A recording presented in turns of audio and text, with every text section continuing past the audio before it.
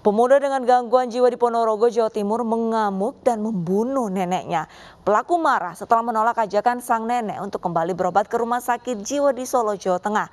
Alasannya obat yang rutin dikonsumsi habis dan harus check up tiap 2 pekan.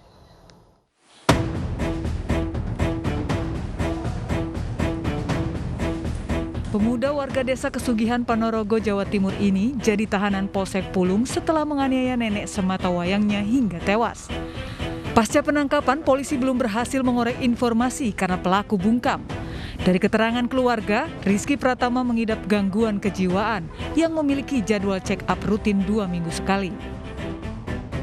Sebelum dibunuh cucunya, Tumina sempat mengajak korban untuk kembali berobat ke rumah sakit jiwa di Solo, Jawa Tengah. Pasalnya obat yang rutin dikonsumsi pelaku habis, namun pelaku marah dan menolak. Sore harinya saat melihat neneknya tengah tertidur, pelaku menganiaya perempuan 75 tahun yang lumpuh itu. Selain menganiaya korban dengan cangkul, pelaku juga menikam korban. Saat pelaku ingin membuang cangkul yang berlumuran darah, anggota keluarga memergokinya. Pelaku pun dilaporkan ke pihak berwajib dan ditangkap bersama barang bukti penganiayaan. Sebelum menjalani proses hukum lebih lanjut, polisi membawa pelaku ke psikiater untuk memastikan kondisi kejiwaannya. Ini biar kita memeriksakan pelaku Rizky, dibawa ke ahli psikiater ke Polda Jatim untuk mengetahui kejiwaannya.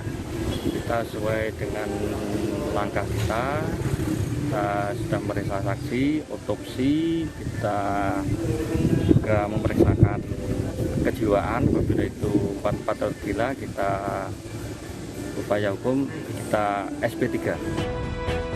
Pembunuhan Tuminah terjadi di rumahnya, tempat korban tinggal berdua bersama pelaku. Korban tewas seketika dengan sejumlah luka senjata tajam di tubuhnya.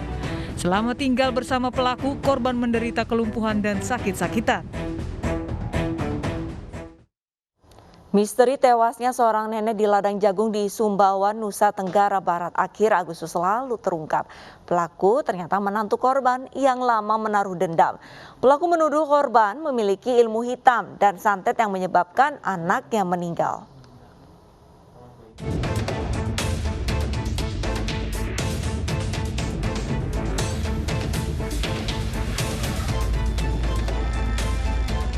Upaya AL mengelabui polisi akhirnya terbongkar. Ia dijadikan tersangka atas kasus pembunuhan seorang nenek yang tewas di ladang jagung di Desa Tengah, Kecamatan Utan, Kabupaten Sumba, Nusa Tenggara Barat. Ironisnya, pelaku merupakan menantu korban yang lama menaruh dendam. Ia menuding korban memiliki ilmu hitam yang mengakibatkan anaknya meninggal dunia. Padahal tuduhan tersebut tak pernah terbukti. Karena merasa yakin atas tuduhannya, pelaku yang tinggal bertetangga mengikuti korban saat pergi ke ladang. Tanpa basa-basi, pelaku menghunuskan senjata tajam yang sudah disiapkan. Korban yang lengah tewas dengan sejumlah luka di tubuhnya. Untuk mengelabui polisi, pelaku mengambil perhiasan korban dan merekayasa kematiannya seakan-akan telah terjadi perampokan. Oh, niat timbul niat ingin membunuh itu. Sakit hati itu timbul. Ya. Oh, itu setelah itu korban dibuntuti. Betul itu. Diikuti dari belakang gitu. Di belakang itu. Kasus terbongkar setelah polisi memeriksa 16 saksi dan menemukan sejumlah kejanggalan. Untuk motifnya yaitu dendam, karena pelaku pernah dimintai kepada korban untuk dilakukan pengobatan tradisional. Untuk pelaku itu berencana. Sebelumnya, warga Desa Tengah digegarkan dengan penemuan jasad seorang nenek dengan kondisi bersimbah darah di kebun jagung. Saat diperiksa petugas, terdapat luka senjata tajam di tangan dan leher korban. Dari luka di tubuh dan perhiasan yang dipakai korban hilang, awalnya kasus ini diduga dilatar belakangi perampasan dengan kekerasan. Seorang remaja di Padang, Sumatera Barat nekat mencuri emas neneknya hanya karena ingin memiliki sepeda motor. Pelaku ditangkap setelah dilaporkan sang nenek yang curiga dengan cucunya yang tiba-tiba memiliki banyak uang dan motor baru.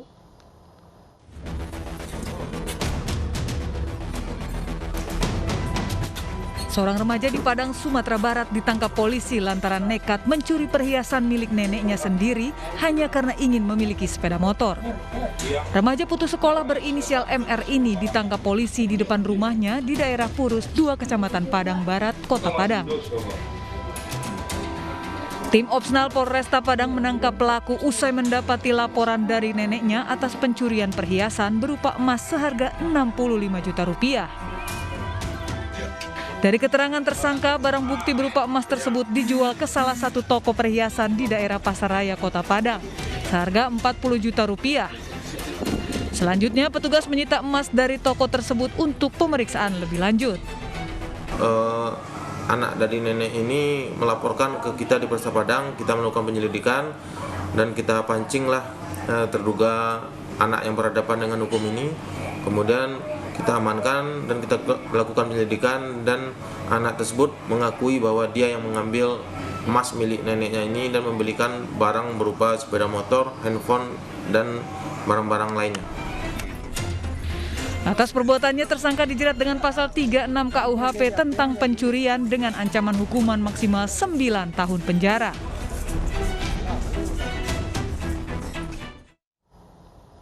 Pemirsa, panik digerebek saat mesum dalam angkutan kota. Seorang supir angkut di Sukabumi diamuk warga karena kabur dan menabrak seorang satpam perumahan hingga tewas.